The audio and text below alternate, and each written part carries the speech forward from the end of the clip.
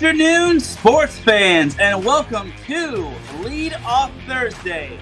We have ourselves a jam-packed show as we have a lot of sports to get into, such as the NBA Finals. What a win by the Indiana Pacers as they go up 2-1 on the Oklahoma City Thunder. Game 4 is going to be a game changer for both of those squads. Speaking of Game 4s, we're about to get another Game 4 right away in the Stanley Cup Final as the Florida Panthers have a chance to go up 3-1 on the Edmonton Oilers. Can they do so? Also, got to keep an eye out for the MLB as you got the Dodgers and the Giants as your series of the week. The Giants are not too far off the Dodgers in terms of the NL West race. Will they be able to do so? We also got some IndyCar to go over as well, as Joseph Newgarden will be having a homecoming returning to Illinois. We've got some CONCACAF Gold Cup happening, as well as some other sports happening in the world, such as the WNBA, the US Open, the College World Series, which has the amazing Murray State having an amazing run, as well as some FIFA Cup World Series and some NASCAR and so much more.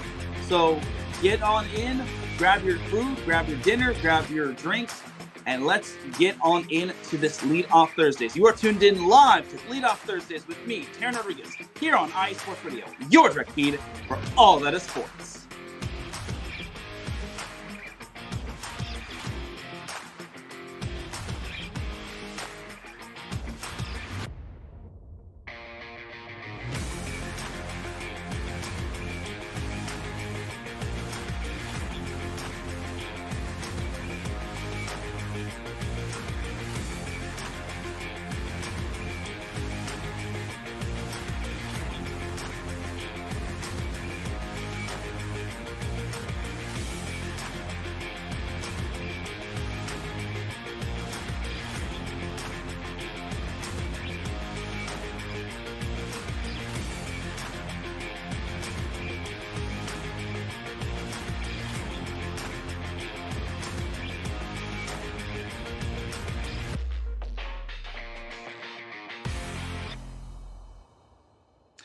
And welcome one, welcome all to the Lead Off Thursdays. Pretty much the inaugural episode, if I'm being honest. But welcome to Lead Off Thursdays with me, Teran Rodriguez, here on iSports Radio, your direct feed for all of that sports.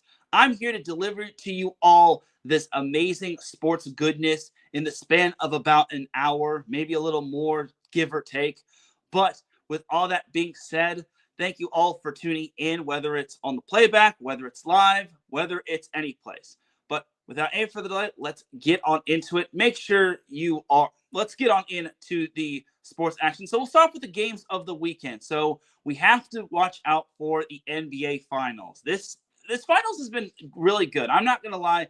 The NBA Finals has been really amazing. And I'm not going to lie to you all. It feels good to have a little bit of a different teams happening, different teams in the finals, such as the Pacers and the Thunder. We haven't really gotten the Thunder since 2012 when they had James Harden and Kevin Durant and whatnot. And then for the Indiana Pacers, this is their first finals appearance since 2000. So it's been a long time coming for those Pacers. But yeah, the Indiana Pacers, this has been quite amazing for the Pacers. It feels like everyone is counting out Indiana, as Indiana's making everybody eat all those words as they wound up winning Game 3 by a score of 116-107.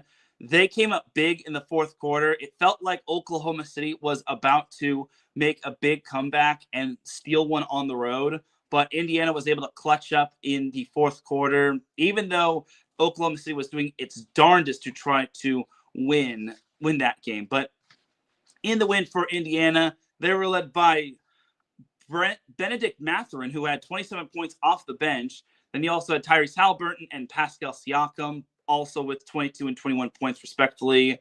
And leading the way for Oklahoma City was Jalen Williams, who had 26 points. Shai Gilgeous-Alexander had 24 points, and then Chet Holmgren added 20 points. So this is big for Indiana as they now are up 2-1 on the Thunder. Game 4 will be this weekend, and it's a crucial game for for both teams. If Indiana wins it, then they're up 3-1, and that puts the Thunder in a very precarious situation. But if the Thunder win, it's now a best 2 out of 3 series. So game 4 is on Friday, so it's going to be a fun game. I definitely would recommend tuning in. And I really am looking forward to it. So there's that right there for the NBA segment. So moving on to well, before I move on, I would like to ask you all, who will be the X factors when it comes to the Thunder and when it comes to the Pacers? Who will step up? Who will make the proper adjustments? Can the Thunder even up this series? Because the Thunder, I feel that the Thunder are now on their heels early on. I feel that the Thunder might be in a precarious situation right now just because they lost that game 1 where they could have won, but unfortunately they didn't. And now they're in a very sticky situation where if they don't win one on the road, they could be in trouble when they come back to Oklahoma City. But I think this is going to, and then for Indiana on the other side, it's like, what do you think they need to do to keep up the pressure? Because they haven't been perfect, but they've been to the point where they just pretty much have everything down pat. They're crossing their T's and dotting their I's. And I think that this Indiana team, it feels like they're playing with a massive chip on their shoulder where everyone is saying, where everyone is just straight up saying, oh, the Pacers won't win. The Pacers are going to lose, and the Pacers are no match for the Thunder. The Pacers basically took that to heart. They basically said, and that's when I took that personally, kind of like Michael Jordan and whatnot. So anyway, so there's that right there. And the Pacers, to me, they're really proving everybody wrong. And I will gladly say it. I even thought the Thunder would win in 6, but this one even could go 7. I think this one could go 7. I mean, it all depends on which Thunder team we get, which kind of defense that the Pacers play. Will they be able to lock them down? So we'll see. All right, so you have that right there. So you have the NBA portion right there. And then you've got the NHL Stanley Cup Final. So this game, game 4, is actually tonight. So in case you were living under a rock on Monday, or for me, it was just doing set points, Florida just thumped the living tar out of Edmonton. Get it? Tar, Oiler.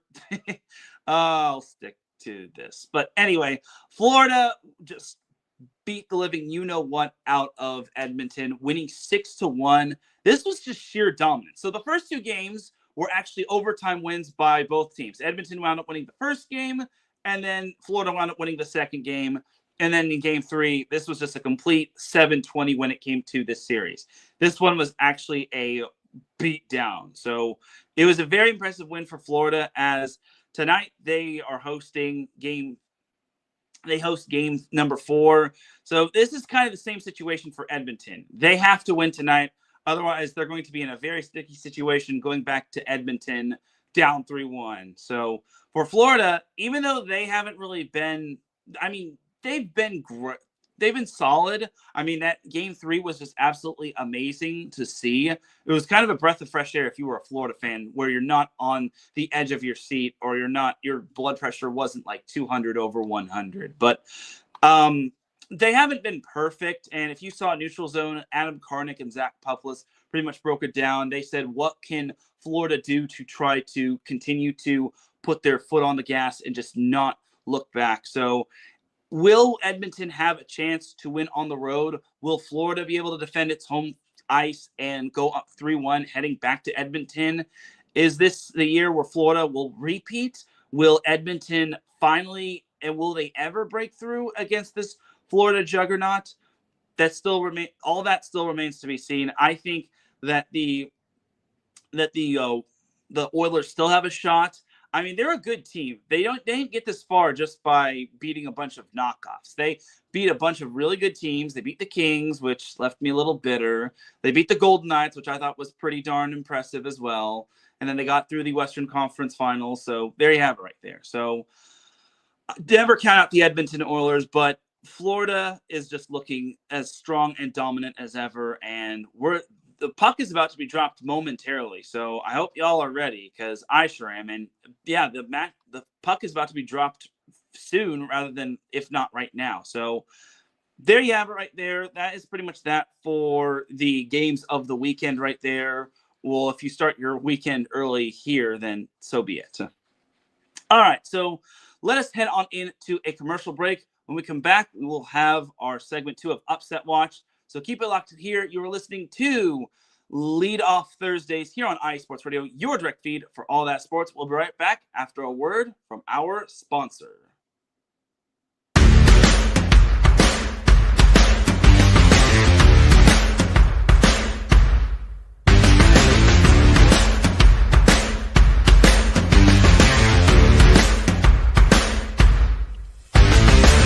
IE Sports Radio fans, this show is brought to you by Planet Jerky Premium Brisket Beef Jerky.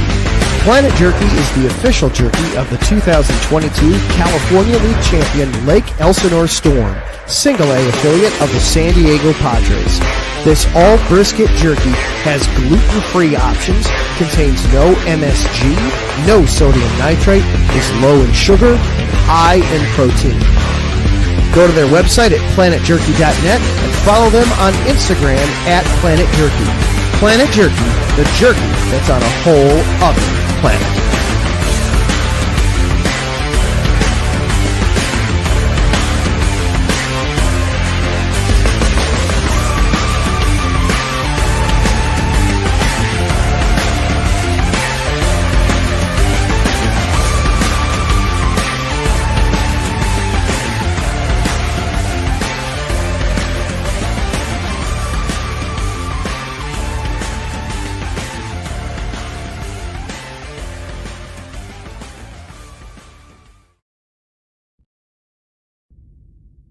Rise and shine.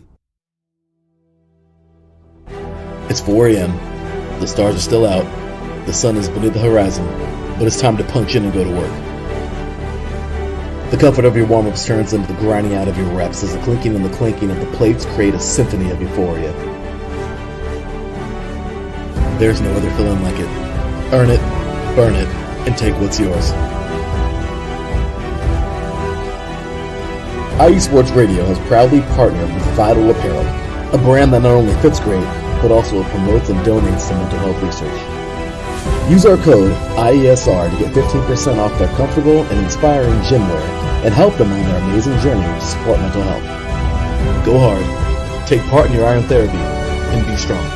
Because when your mental health is as strong as you are, there's no telling how far you'll go.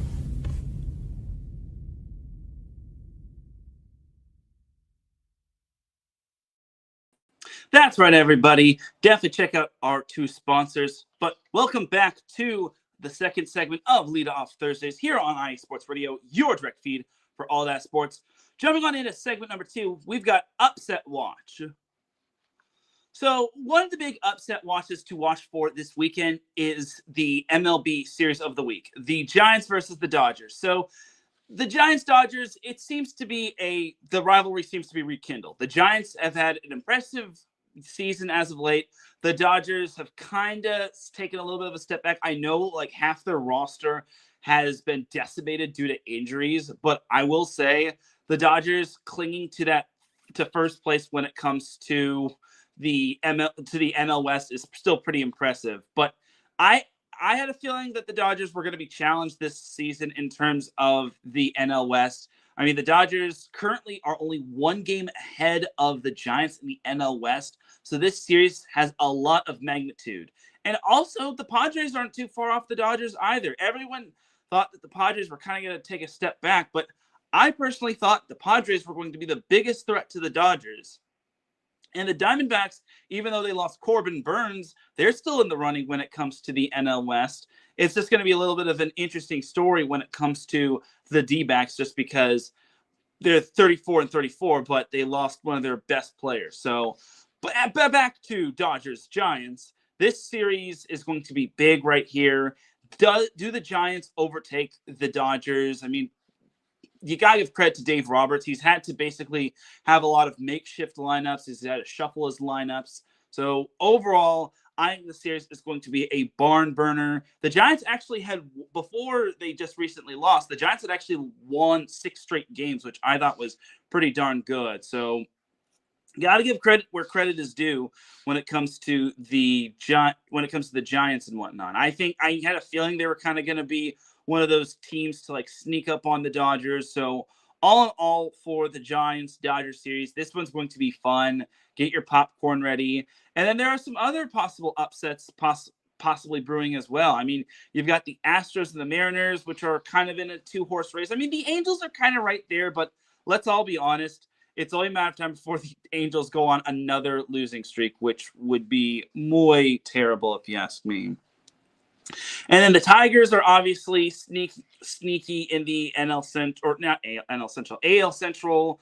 I mean, looking at them, they lead the AL Central with an iron fist, being 7.5 games over the second place team, being the Minnesota Twins. But everyone is putting Detroit on like the pedestal for good reason, just because they actually are one of the best teams in the MLB, right behind the New York Mets. But these Detroit Tigers are absolutely amazing. I think they can definitely do a lot of damage. So do keep an eye out for the Tigers. And don't be surprised if they're playing in the Fall Classic, just because I feel the American League is wide open. I mean, the Yankees, they're still leading the AL East, but honestly, they haven't really been the same Yankees. The AL West is all over the place. Heck, even the Rangers could win the AL West. And yeah, it just doesn't feel like there's a true clear front runner that I would be positive to back up in terms of winning against the representative from the National League. So all in all, that is pretty much that for that little bit of the upset watch. So moving right along to the CONCACAF. So the CONCACAF Gold Cup is this weekend. There's going to be a lot of young teams, and there could be some surprise teams on the horizon. So Group A, if I'm reading this right, is consisted of Mexico, Costa Rica, Suriname, and Dominican Republic, while Group B consists of Canada, Honduras, El Salvador, and Curaçao. And then Group C, Panama, Jamaica, Guatemala, and Guadalupe. And then Group D is the U.S., which has been struggling as of late, Haiti, Trinidad and Tobago, and Saudi Arabia. So, again, the narrative of this is going to be young teams with possible surprises. And I want to ask this to you all and to Jess of Shin Paths and Shenanigans, who popped into the chat room saying, have a great show. I appreciate you, Jess. Could there be any dark horses and shockers in terms of this tournament? I really want to see some shockers and some chaos. And can the underdogs wind up winning it? Can Canada possibly break through? Can Panama also break through? Can the U.S. actually get their you-know-what together and break through? So when it comes to this tournament, the CONCACAF Gold Cup is going to be this Saturday. Everything starts on this Saturday. And I hope y'all are ready for this, because I certainly am. I know Jess of Shin Paths and Shenanigans is going to be talking about this Saturday at 9 a.m. Pacific time, 10 a.m. Mountain Standard Time. So I really am looking forward to this, and I think it's going to be. And yeah, there it is. There's that comment. Anything can happen. And I always say this best. When it comes to soccer, it feels like nothing is a guarantee. Like, you could be the best of something, but that won't mean anything, because once this tournament happens, game on.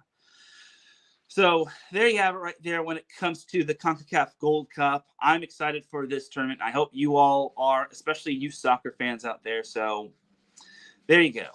All right, so jumping on over into IndyCar. So IndyCar, the next IndyCar will be going to Illinois, and that's going to be a nice little homecoming for Joseph Newgarden. So I think this is going to be very fun, if you ask me. I think for Joseph Newgarden, he's definitely been on his A game as of late. And honestly, I think Joseph Newgarden he wound up winning the Grand Prix in Illinois.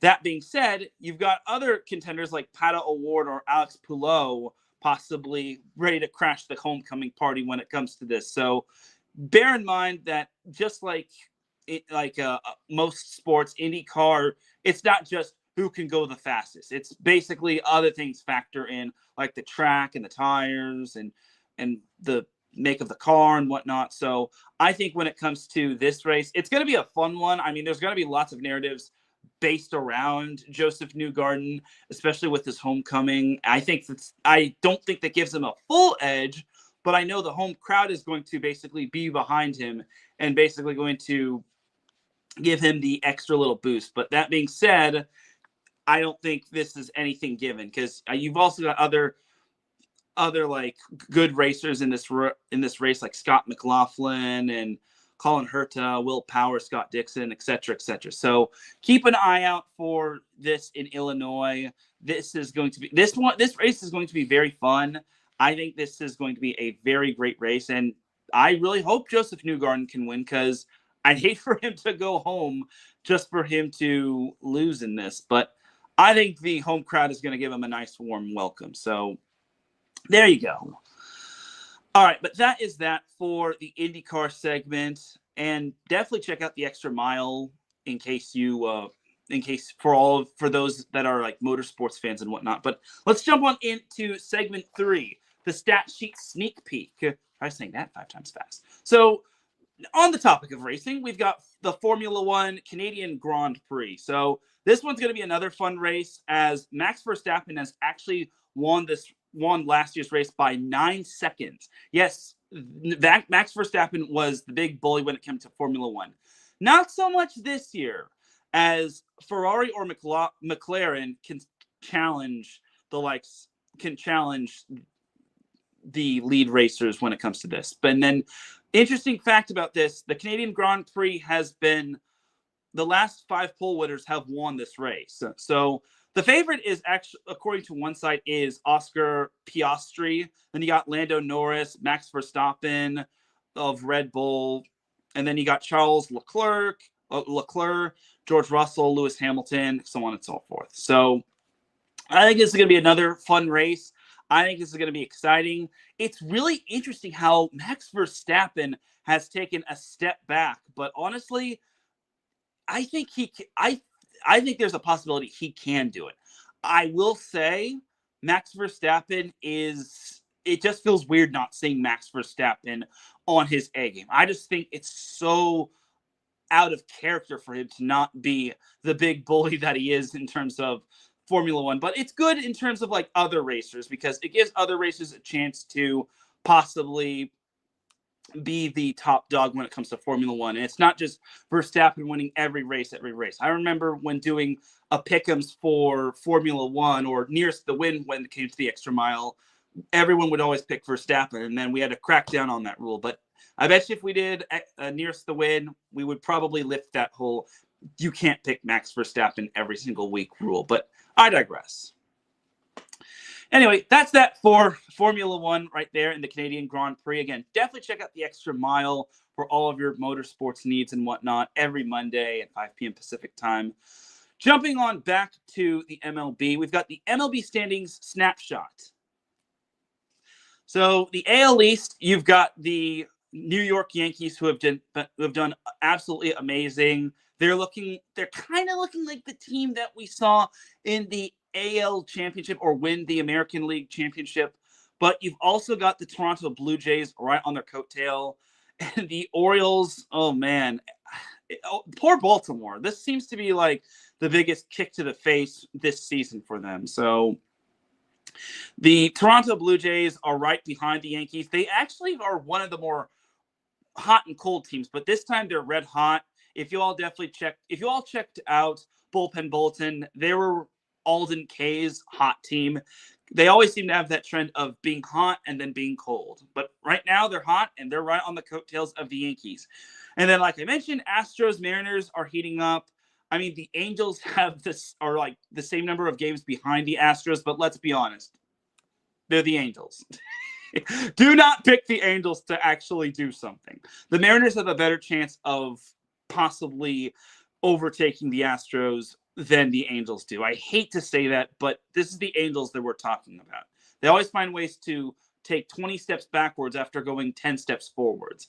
And then the Astros, I feel the Astros look like the team that people are expected to be. They're not the big brother Houston Astros, but I still think that they're still probably the representative to come out of the AL West.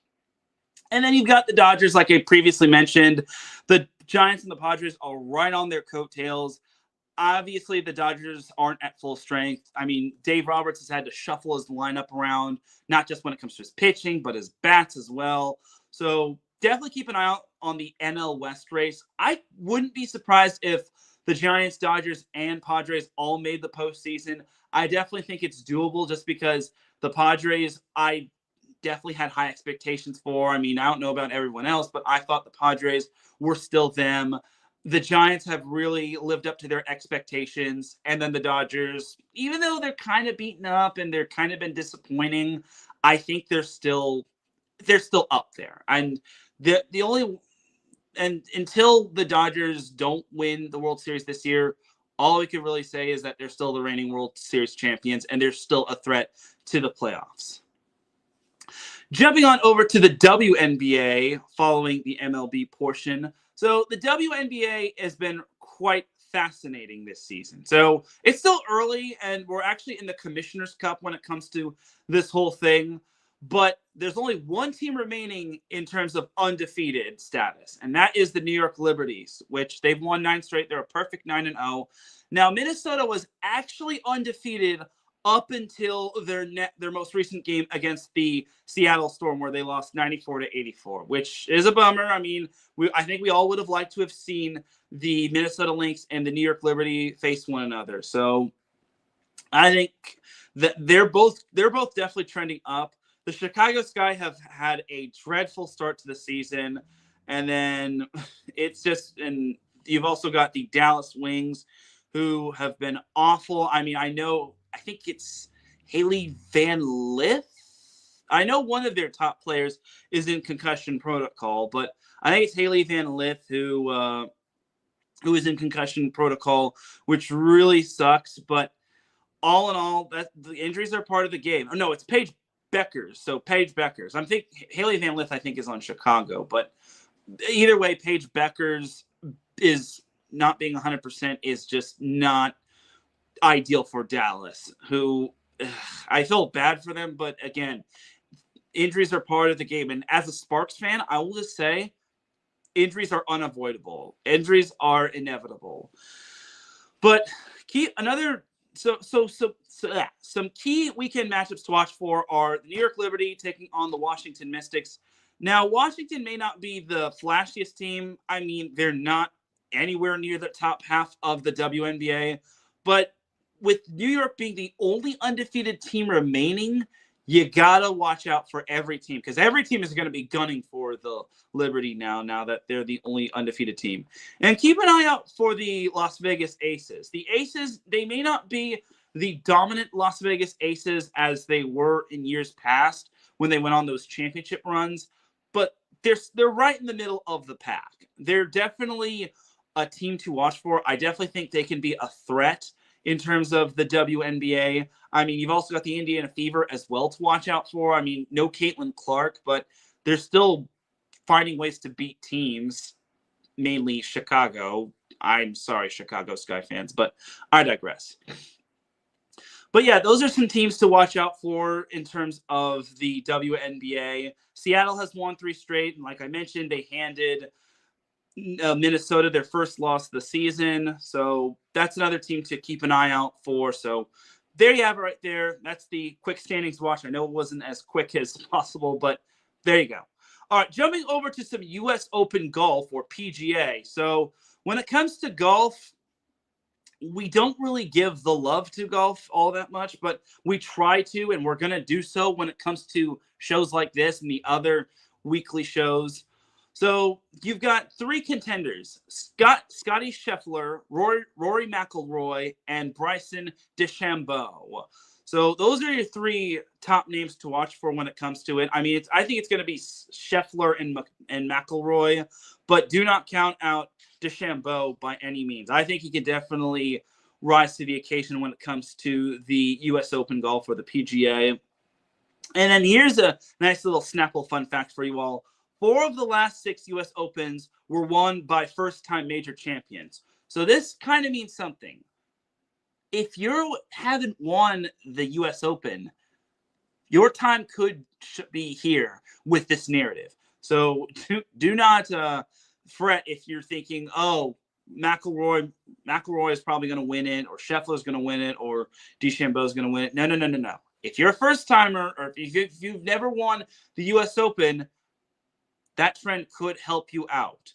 But again, it's a trend. It's a Snapple fun fact. I wouldn't really get my hopes up for you, but that's something to be wise about when it comes to things like that. So there you have it right there. And let's actually take ourselves a quick little commercial break. When we come back, we will have segment 4 of Fan Poll Thursday and so much more. So keep it locked here. You are listening to Lead Off Thursdays on iSports Radio, your direct feed for all that sports. We'll be right back after another word from our sponsors.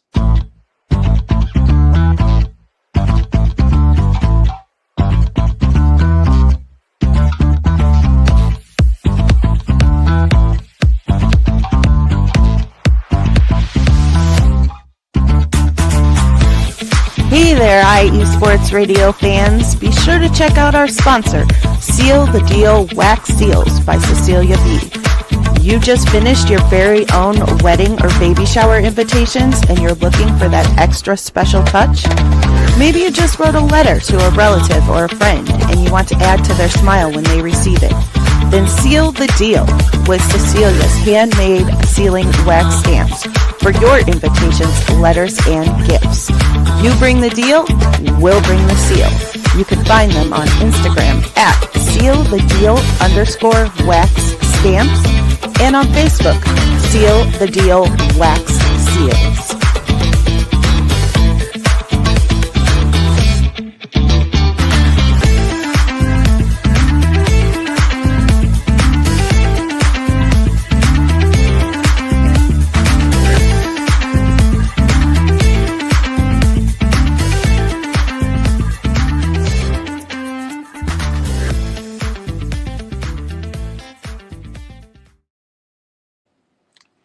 And welcome back to the final part of Lead Off Thursdays here on iSports Radio, your direct feed for all that sports. Definitely do check out our sponsors. Thank you to our sponsors for being the official sponsors of iSports Radio, your direct feed for all that sports. We all greatly appreciate it. As Brian Francione pops in the chat room, he says, Mr. Teran Rodriguez. Thank you, Brian, for popping into the chat room. I greatly appreciate it. So without any further delay, let's get on into segment number 4, being Fan Poll Thursday. So this week's poll topics are as follows. So we'll start off with topic number 1. Which Game 4 game is more season defining? The NBA Finals or the Stanley Cup Finals? So if you want my honest opinion, I would say the NBA Finals. I say that because I'm not saying that just because I'm a big NBA fan, but I will say the Thunder had so much expectations. I think everyone picked the Thunder to win it all, unless you're from the state of Indiana or you're a Thunder hater. But honestly, I think for the Thunder, if they go back to Oklahoma City down 3-1, that's kind of a sticky situation. I mean, the same can be said for the Edmonton Oilers, but I think for the Thunder, who had loads of expectations when it came to the finals and when it came to the playoffs, and Shai Gilgeous-Alexander being the MVP, I think it's more season defining for the Thunder, just because the Pacers really took the whole they're not going to win it all this year, and the Pacers have gone through so much, and they beat the Knicks in the conference finals. They beat the Cavs even though they were beaten up. They beat Giannis, and the whole narrative of the Pacers beat a whole bunch of teams not at full strength. Well, Thunder are pretty much at full strength. So what's the Thunder's excuse? But I digress in that regard. So that's the first topic. So the second topic is the MLB Series of the Week. Who takes the series, Giants or Dodgers? I know that's a little plain if you ask me, but again, you got to remember, this is a big rivalry here. The Giants are in striking distance of the Dodgers. The Dodgers have had to shuffle their lineup more times than a casino deck in Las Vegas. So I think overall for the Dodgers, there's a lot of pressure on them. For the Giants, the only pressure that they would be feeling is if the Padres just start surging and then the Giants either lose 2 of 3 or get swept. But all in all, I think for the Dodgers, they're under so much pressure. I still got to go with the Dodgers just because they're my team. But do not be surprised if the Giants really make the Dodgers sweat. And then the third topic we have is who wins the UFL championship? The Michigan Panthers, or the DC Defenders? Now, this has kind of been, no matter what happens, we will be getting a first-time champion when it comes to this. We will be getting a first-time champion coming out of the UFL, and I think this is pretty awesome. And Michigan has been absolutely amazing, and DC, I want to say they were the ones. I want to say Michigan was the one that pulled the upset, and then DC was also was expected to win. Brian said, I'd say this year because the Thunder can't afford to be down 3-1 compared to the Oilers when they have a Game 5 on Saturday night in Canada, and the atmosphere can help the Oilers avoid a sweep from Florida. That's a very good point, and I think I totally agree with you. I think when it comes to going out of the United States, I think that's kind of a big thing right there, just because that atmosphere is no joke. And then for the Thunder, I think their season is pretty much on the line. Their next game, Game 4, is basically It is basically do or die for them. It's feast or famine, win or go home down 3-1. So there you go. And then moving on to the final topic of our fan poll Thursday, we have, is Max Verstappen still unstoppable in Formula One this weekend? Yes or no? So my thing is, I don't know. I don't think he is, just because this year, Max Verstappen has not been the big, strong bully from the Formula One. And it just feels weird. It just feels off seeing Max Verstappen not being the guy when it comes to Formula One. But it kind of is a breath of fresh air for diehard Formula One fans. I think for Verstappen, the big burning question is can he win? I think he definitely has a shot, but I'll also just say that I think he's under a lot of pressure. I mean, the pressure must be getting to him right now if he's not having the best season when it comes to Formula One. But he's certainly not unstoppable. But can he win this weekend? Absolutely. All right, but yeah, definitely let me know on any of those topics, whether you're on X, whether you're on Twitch, whether you're on YouTube. The list goes on and on. But let's jump to segment 5. The quick hit preview. So jumping on into some NCAA baseball. We have had ourselves a very fun NCAA College World Series. So the College World Series is this Friday in terms of the final 8, and it's getting real, ladies and gentlemen. It is getting for real, and it's going to be very fun. Like, you've got some of these teams weren't even expected to make it this far, and some of these teams that were like nationally seeded, like Vanderbilt, they got bounced and they didn't even make it out of the regionals. So your final 8 teams are as follows: Oregon State, Coastal Carolina, Arizona, Louisville, Arkansas, LSU, UCLA, and Murray State. So there are only 3 teams that are unseeded: Murray State, which is having the season of its life, Arizona, and Louisville. Everyone else is pretty much seeded when it comes to this. So the big burning question is, can Murray State continue its Cinderella run against UCLA? Well, UCLA's kind of been on a little bit of a resurge as well. It just feels like it's been a minute since we've seen UCLA having a deep tournament run. And the same can be said, because when it comes to like Southern California, and I'm kind of big on this, UCLA, USC, those aren't the schools that are representing Southern California in this tournament. You've got teams like Cal Poly, UC Irvine, University of San Diego. Those are the teams that are representing, like mid-major schools, like non-Power 4 schools. So it kind of feels like a breath of fresh air seeing UCLA being this deep into the tournament. So you've got that right there. I really want to give Murray State a good shot against UCLA. I mean, I think UCLA. I think I hate to just say, oh, Murray State's going to lose to UCLA. I think Murray State has a legit shot against UCLA. I just feel that maybe this is Murray State's time to shine. But then again, UCLA is kind of in that same boat as well. So all in all, that's what I got regarding that. So some other big matchups I mentioned: LSU versus Arkansas, SEC battle right there.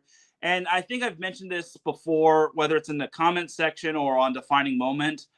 When it comes to baseball and softball, that is SEC territory right there.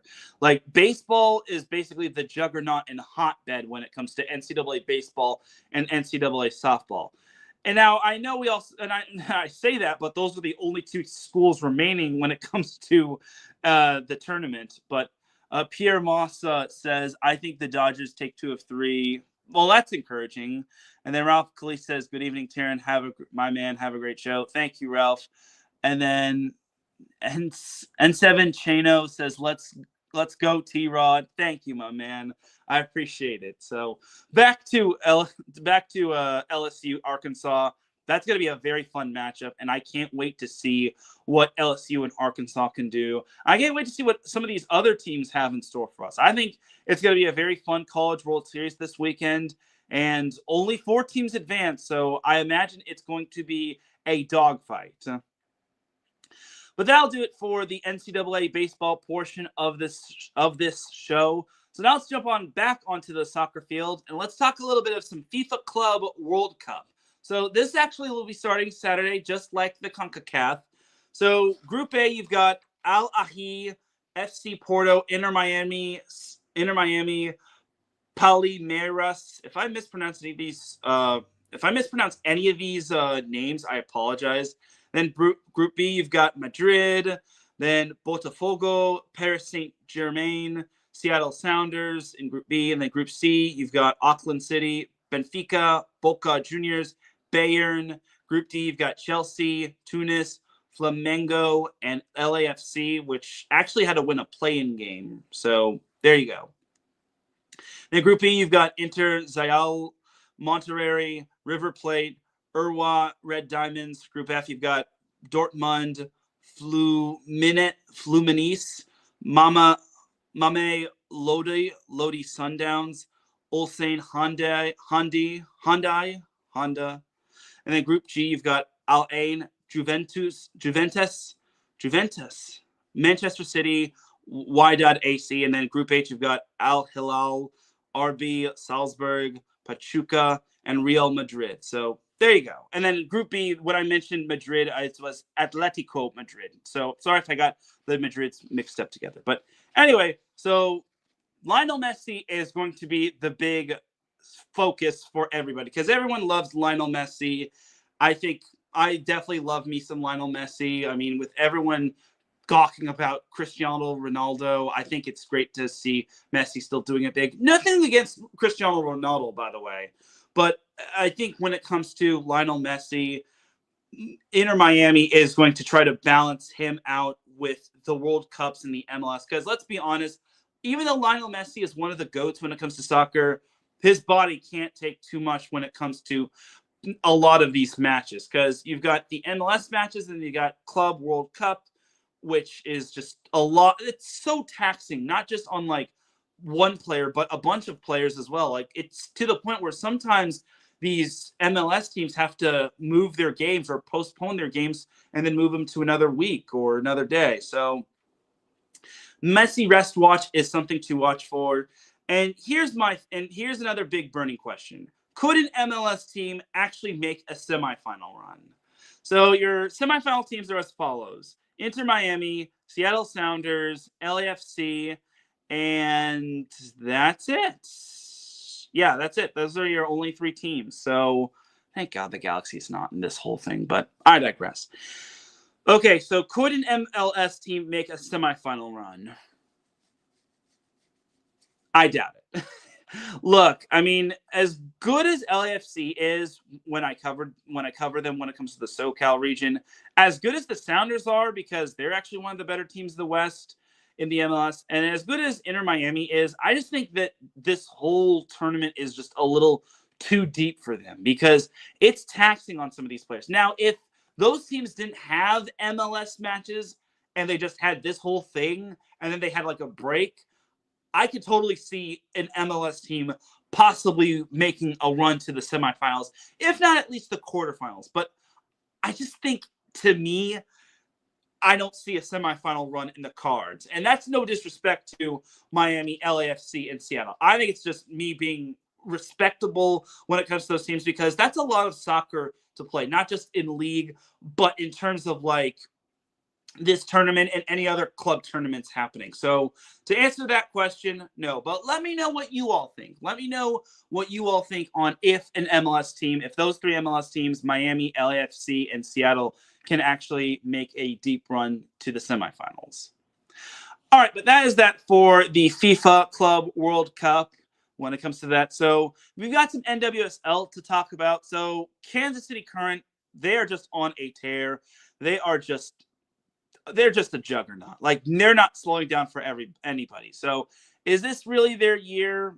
And is the rest of the league just basically playing for second and below? I would basically say yes. I mean, when it comes down to it, Kansas City has a 5-point lead over Orlando. I mean, Orlando, I think, can be I think they could be a threat to Kansas City, but I think when it comes down to it, I think Kansas City is just stacked across the board. I hate to really say this, but I think they are so inevitable. And then Orlando, Washington, San Diego are kind of the second, third, and fourth banana. And then you got Seattle, which beat Kansas City, which I think is still pretty impressive if you ask me. Kansas City did suffer a second loss, so they lost to Seattle again? They lost to Seattle again. That's actually, believe it or not, that's actually, oh no, they lost to North Carolina. So they lost to North Carolina and they lost to Seattle. So there you go. Those are their two losses. Just need to clarify that because I knew they lost to Seattle. I didn't know they lost to North Carolina, but I digress. But yeah, Seattle, I think, can possibly pose a threat to Kansas City, but everyone else is basically just chasing tail of the current. So I think for Kansas City, it's just absolutely amazing of what they're doing. And just when we all thought Kansas City couldn't get any more inevitable when it comes to sports, they're now inevitable in the NWSL. So they're not just inevitable in football, but they're inevitable in football, NWSL style. All right, but that's that for the NWSL. Jumping on over to some NCAA track and field. So nationals are underway, and I'm just going to say it's a very big time of the year. And this is where some of these smaller schools can step up. And also there are some athletes that could be in the 2028 Olympics in Los Angeles.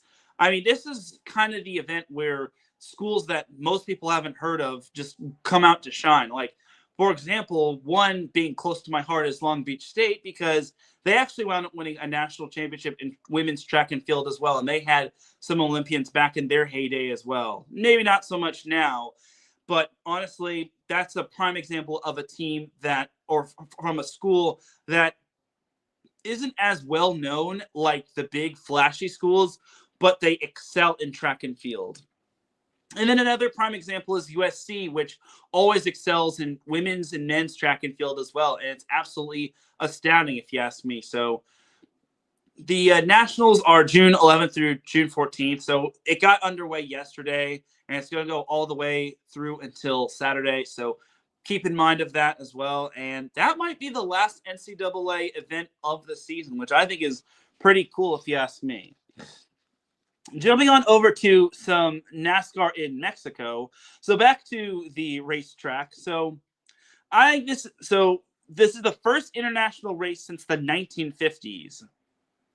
That's surprising if you ask me, but yeah, that's pretty cool if you ask me. And how will drivers handle a new track? So when it comes to one site, The favorite of this is Shane Van Gisbergen. So he's the favorite as of right now, according to said website. Then you've got Christopher Bell, William Byron, Tyler Reddick, Chase Elliott, Kyle Larson, AJ Allmendinger, all-time name right there, and so on and so forth. So how will the drivers handle a new track? That's kind of the burning question right there, just because some tracks do kind of affect certain drivers. Like the dirt racetracks went in like Pomona or something. It's located somewhere in California. That can really throw off some drivers, especially when it comes to like rain and whatnot. But NASCAR Mexico, when it comes to this new track, it's back and better than ever, and we'll see how certain drivers can handle it. But it just feels odd seeing Shane Van Gisbergen as the favorite. Maybe I'm missing something here, but I think it's pretty incredible if you ask me. It's a new name that no one hasn't really fully heard of. I mean, you've obviously got the Christopher Bells and the Will Byrons, Tyler Reddick, Chase Elliott, et cetera. But I think this really adds a little bit of some flavor when it comes to the Viva Mexico 250. So keep an eye on that, and definitely keep an eye on that race, because history has been in the making.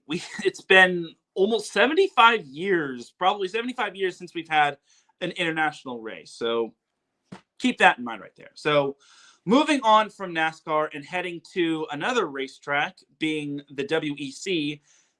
This weekend is Le Mans. So 24 hours of Le Mans. So for those that don't know what Le Mans is, it's a race within a race within a race within a race within a race of a whole race. So it's a taxing event for drivers, and it's even more taxing for those watching and those listening on like radio and whatnot. Like I actually tried to keep up with Le Mans, and I was just passed out after a few minutes. But in my defense, it was pretty late. I think it was like 10 or 11 my time, Pacific time, and I just fell asleep. I just could not fully try to tune in to the best of my ability. I mean, maybe I should have made coffee for myself, but for those that are interested in Le Mans, definitely check it out. It's very fun, and it may not be the flashiest racing event, but honestly, it's a yearly tradition, and it's a great event that I think we should all keep our eyes peeled on when it comes to this. And the big question is, can Ferrari repeat when it comes to winning Le Mans, or will Porsche reclaim the endurance crown? So that's my big burning question to you all. Will Ferrari repeat, or will Porsche reclaim the endurance crown? So keep that in mind right there, and I hope you all can tune into that. If you tune into all 24 hours, mad respect to you. But that is going to do it for Lead Off Thursdays. It is time to drop the beat, because I'm about to dip like a banana in chocolate. You feel me? I haven't said that for a hot minute, so there you go. But thank you, everyone, for tuning in to Lead Off Thursdays. I really do appreciate you all tuning in. If you listen live, I appreciate you. If you listen on the playback, I appreciate you. If you listen at work, I appreciate you. If you listen at any time, any place, anywhere, I appreciate you. Chat to the chat room. I really do appreciate the banter and comments and whatnot.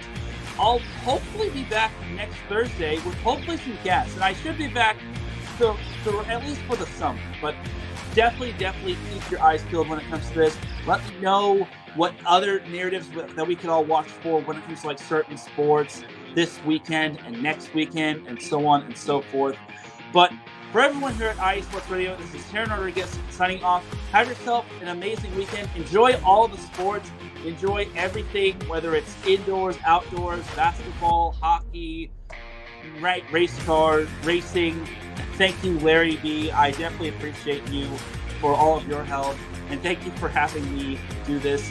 I'm happy to be doing this. So I'll see you all next week. Take care. And definitely check out everything when it comes to IE Sports Radio's website and whatnot. Check out the Fans of the Month. Check out the Hall of Fame. Check out all of our shows. And buy some IE Sports Radio merchandise. And also check out our sponsors as well. Have a great weekend, and I'll see you next week. Peace!